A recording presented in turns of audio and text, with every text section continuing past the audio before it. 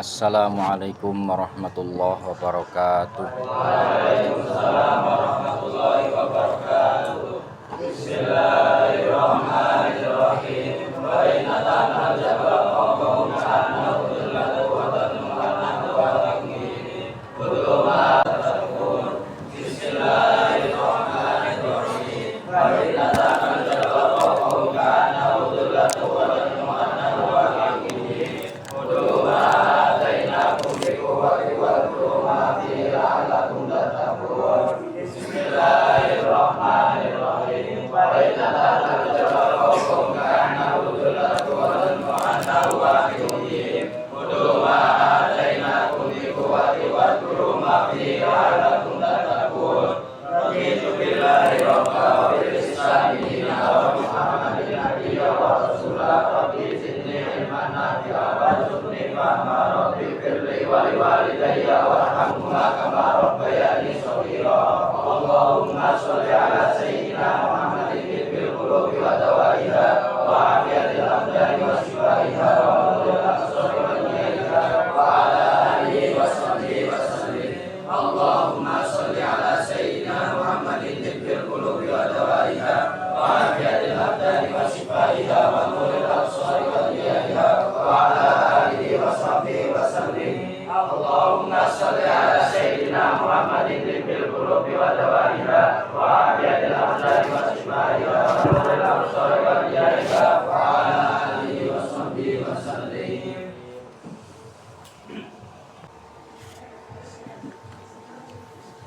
Ahmad Baihaqi, Alfi Jamaluddin, Alvin, Alwan, Aziz Hakim, Boyong, Daffa Alvino, Dimas Ridho Marzuki, Fadli Kamal, Farih Abdurrahman, Febian, Vicky, Gilang, Hanif, Hazmil Fikri, Ibnu Ubaidillah, Ilham Hamid, Irfan Sidni, Husain Al-Nur Rahman, Adha, Alam Syah, Akil, Atabikal Huda, Aufa, Faiz Sarif, Fadli, Fahmi, Febian Idris, Husni Mubarak, Imdadul Haq, Inamul Musoffan, Boyong,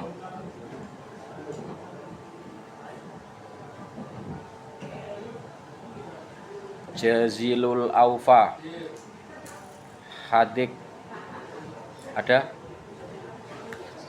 Ya, Hadik ada? Ini. Oh, Hadik namanya.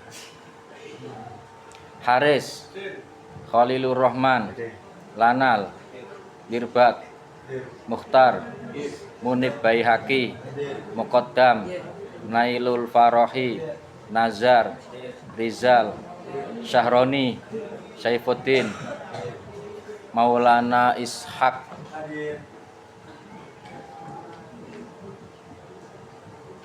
Muhammad Fakih, Rafiq, Samsuddin, Syah Firdan.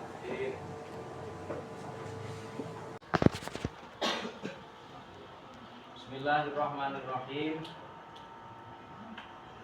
Kali ini kita akan membahas tentang amar, tentang definisi amar, kemudian tentang kaidah-kaidah amar, terus fungsi daripada amar itu sendiri.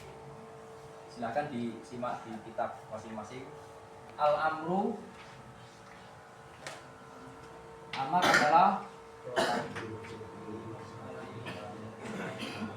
tolak fi'li minal a'la ilal adna. Amr adalah tolabul fi'li minal a'la ilal adna, menuntut suatu pekerjaan dari orang yang lebih tinggi pangkatnya kepada orang yang lebih rendah. Coro gampangnya perintah. Perintah itu kan dari atasan ke bawahan. Itu namanya amar. Jadi tuntutan melakukan suatu pekerjaan dari orang yang lebih tinggi jabatan atau pangkatnya kepada orang yang lebih rendah. Itu namanya amar. Kemudian dalam pembahasan amar kita akan bahas 9 kaidah yang ada di dalamnya yang berhubungan dengan usul fikih. Amar yang berhubungan dalam usul fikih. Ada 9 kaidah. Yang pertama adalah al-aslu. Kaidah yang pertama, al-aslu fil amri lil wujub. Gantikan baik-baik. Al-aslu fil amri lil wujub. Hukum asal daripada perintah itu menunjukkan wajibnya pekerjaan yang dilaksanakan, harus dilaksanakan. Jadi perintah itu akan menunjukkan faedah wajib dikerjakan. Berlandaskan pada 3 hal: akal, nakal, secara akal dan nakal ya. Juga secara adat. Jadi ada 3. Yang pertama kita lihat dulu dari sisi akal. Kenapa amr itu menunjukkan wajib secara akal? Karena menurut ahli bahasa, ketika ada seorang budak yang diperintah oleh majikannya kok menolak, maka ahli bahasa memberikan celaan kepada budak tadi. Budak itu pasti dianggap sebagai budak yang durhaka ketika tidak mau melaksanakan perintahnya majikan. Itu dari sisi nalar, dari sisi akal, dari dulu begitu keadaannya. Kemudian yang kedua dari sisi nakal atau dari sisi syar'i. Pandangan syar'i jelas. Dalam Al-Quran dijelaskan, falyahdharil ladzina yukhalifuna an amrihi an tusibahum fitnah aw yusibahumul adzabun alim. Jadi Allah sendiri memberikan peringatan, falyahdharil ladzina yukhalifuna an amrihi. Ada kata amrihi itu perintah maknanya. Hati-hatilah, takutlah orang-orang yang senantiasa tidak mau melaksanakan perintah Allah, antusibahum al-fitnah, akan dikenai suatu ujian besar, au adzabun alim, atau siksaan yang pedih. Jadi dalam Al-Quran sendiri Allah mengatakan bahwa orang yang tidak mau menuruti perintah Allah ada 2 hukuman. Hukuman cobaan di dunia dan hukuman di akhirat. Nah, guys. Kemudian yang kedua itu adalah sebagai bentuk adanya kaidah ini loh. Tadi yang saya ungkapkan, seorang hamba atau budak yang tidak mengerjakan perintah sayyidnya itu dimaki-maki, dianggap durhaka. Di Quran ada ancaman orang yang tidak melakukan perintah, itu menunjukkan bahwa berarti amr itu adalah lil wujub. Itu kaidah pertama. Dan ini dipegang dulu, al-amru lil wujub. Contoh dalam Al-Quran, aqimus sholat. Ini ada amr di sini, perintah, dirikanlah. Apa hukumnya sholat? Wajib. Wa atuz zakat. Ini ada perintah, ada sifat amr, atu perintah. Muwehno sapa sira kabeh az-zakata ing zakat. Apa hukum zakat? Wajib. Nah, berarti amr itu lil wujub. Tapi ada pengecualian. Ingat, kalau dikatakan al-asl berarti ini asalnya. Berarti ada juga amar yang tidak menunjukkan wajib. Sini ada yang pertama liddu'a. Ternyata ada yang lain, amr tapi tidak menunjukkan lil wujub, tapi liddu'a. hak. Contoh, Robbana atina fid dunya hasanah wa fil akhirati hasanah. Mana sigot amrnya mana? Ati, artinya berilah. Perintah bukan itu? Amr, nggak bilang perintah, amr. Tapi tidak lil wujub, tapi lil. Karena yang namanya amar itu tadi kan minal a'la ilal. Kalau ini kan minal adna ilal. Kalau Robbana atina itu kan hamba memohon kepada Tuhan, namanya bukan amr tapi doa. Kalau disebut segotnya segot amr tapi faedahnya lil, tidak lil wujub. Eleng-eleng, jadi orang yang sampean itu baca Quran kalau ada segot amr terus wajib kabeh itu enggak. Ya lihat-lihat dulu. Kemudian ada juga lil tahdid. Tahdid itu menakut-nakuti. Contohnya ikmalu ma syi'tum. Ikmalu ma syi'tum. Mana segot amrnya? Ikmalu. Jadi ikmala lakukanlah apa yang kau mau. Ini perintah. Segotnya segot amar, tapi faedahnya bukan lil wujub. Dan lil wujub payah. Ikmalu ma syi'tum. Lakukan apa yang kau mau. Loh, kok pernah teman? Ini untuk menakut-nakuti. Gampangnya gini, mudahnya begini. Sampean disuruh sama wali kelas sampean, suruh menghafalkan, suruh berbagai hal. Tapi sampean tidak mau, diperintah lagi tidak mau terus, akhirnya bongko, mustahikin. Wali kelasnya bongko, jadi bilang, wes kono sakarepmu. Nah, itu bukan perintah sakarepmu kok terus sampean ngikuti orang sekolah, orang ngaji. Ya. Nah, itu berarti sampean nggak paham tahdid. Terus kamu kalau nggak mau nurut pulang saja, boleh temenan. Ini bukan perintah, tapi ini adalah tahdid. Amar tapi lid. Dalam Al-Quran ada, dalam kehidupan sehari-hari juga ada. Jadi usul fikih itu untuk dipraktikkan dalam dunia nyata. Nanti sampai cari lafaz-lafaz Quran yang ada amarnya, apakah itu menunjukkan wujub atau yang lain. Gitu. Cari sendiri. Banyak sekali di Quran. Yang ketiga, apa? Lil ikram,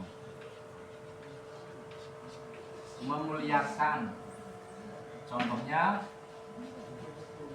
udkhulu bisalamin aminin. Mana sigot amalnya? Udkhulu, masuklah kalian ke dalam surga. Itu bukan perintah lil wujub tapi untuk memuliakan. Lebih mudahnya begini, monggo masuk, monggo ke dalam surga. Itu lil ikram, bukan perintah wajibnya orang gelem masuk surga terus ning neraka itu enggak. Sapa sing ora gelem masuk ning surga? Dimanggake monggo masuk, Allah tawadhu juga kayak gitu. Ini lil ikram ya.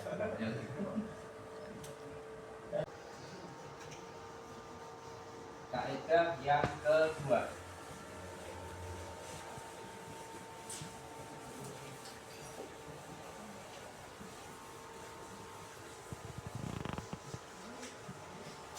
Kaidah yang kedua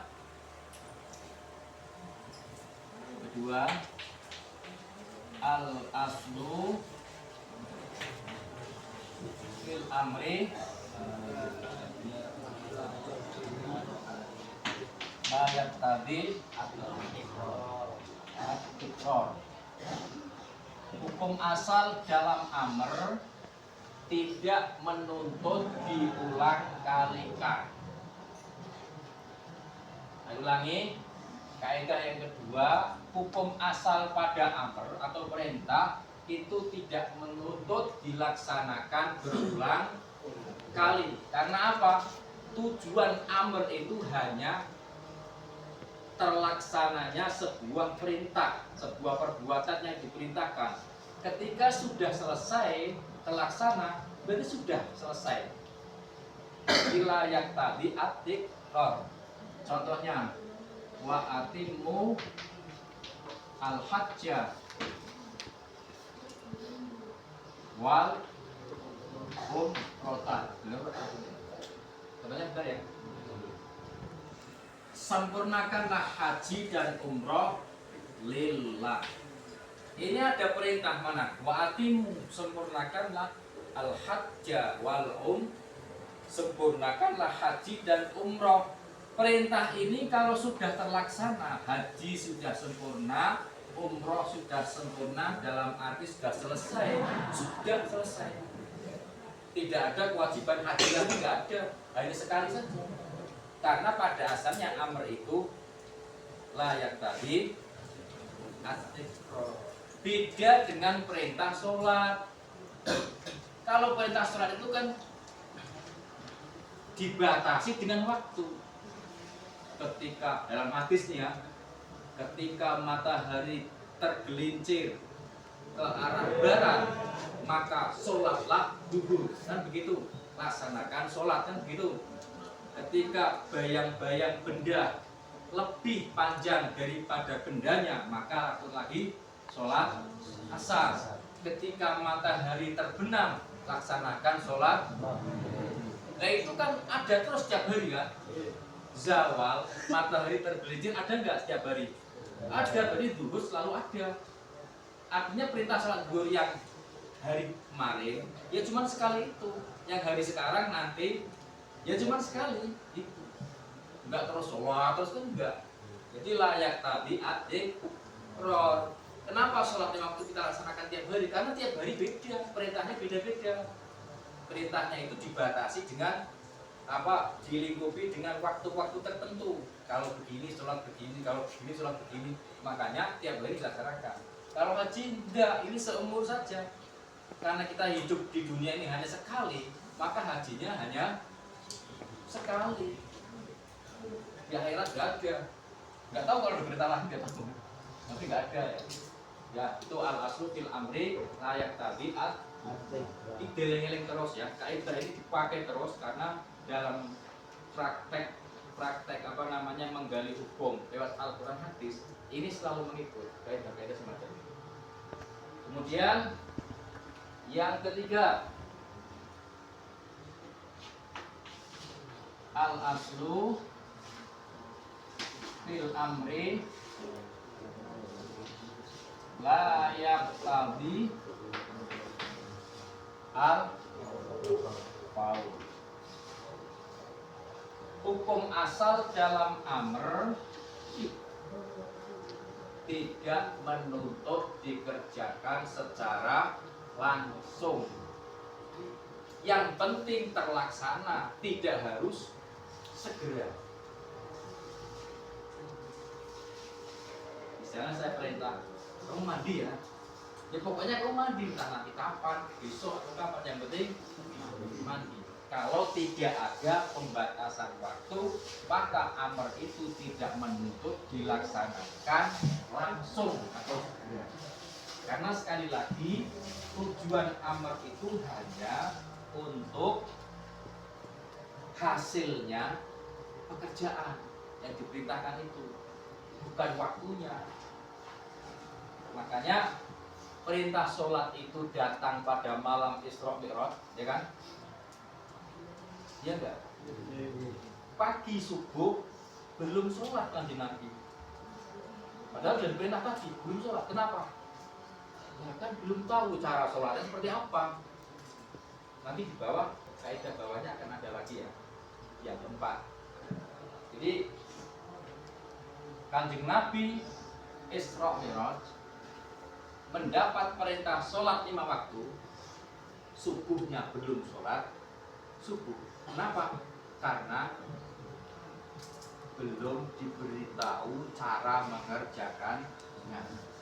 Perintah tok kalau nggak dicari tahu, nggak diberitahu cara melaksanakannya kan nggak bisa. Yang diberitahu kayak apa namanya? Harus diberitahu dulu. Makanya subuh itu belum wajib sholat karena waktu itu belum mendapatkan kaifiyahnya atau tata cara. Yang keempat ini al-amru al-aslu ya. Al-amru bisyai'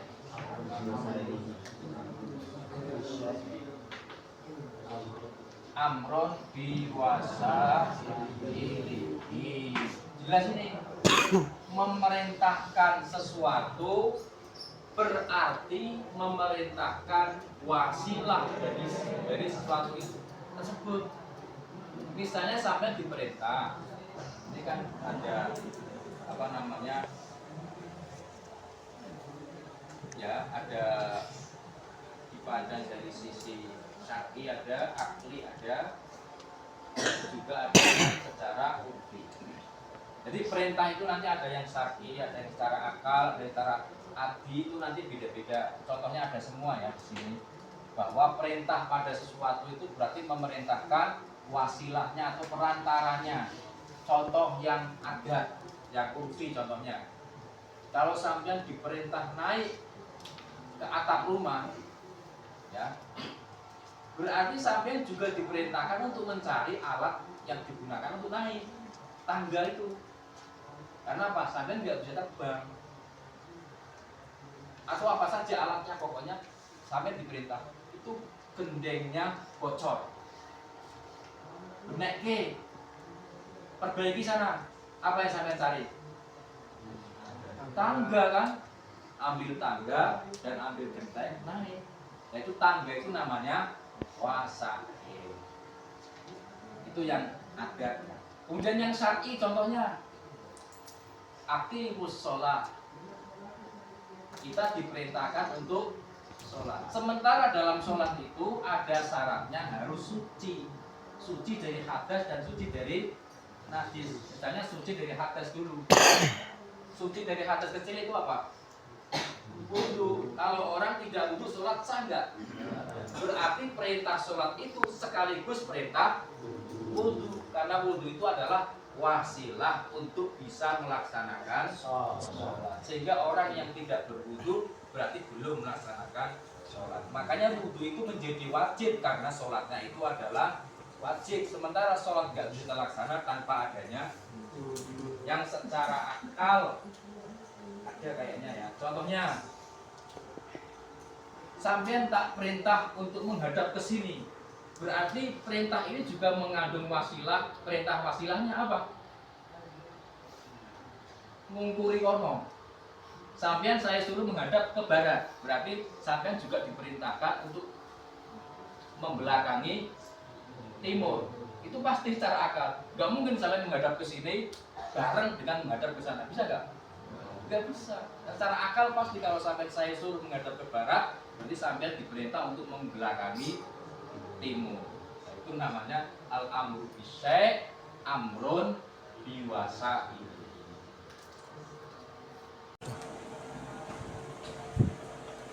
Setelah kita mempelajari amar, diharapkan nanti sampean bisa membuat kelompok, kemudian mencari lafaz-lafaz amar dalam Al-Quran, baik itu yang menunjukkan wujud, nahi, menunjukkan takdir, kemudian yang menunjukkan ibahah dan seterusnya, bisa dicari dalam Al-Quran ataupun dari lain, misalnya Al-Hadis. Pertemuan kali ini sama-sama kita tutup dengan bacaan Fatihah. Al-Fatihah. Alhamdulillahirabbil alamin arrahmanir rahim ihdinas siratal mustaqim siratal ladzina an'amta 'alaihim ghairil maghdubi 'alaihim waladdallin Sekian dari saya. Wassalamualaikum warahmatullahi wabarakatuh. Waalaikumsalam warahmatullahi wabarakatuh.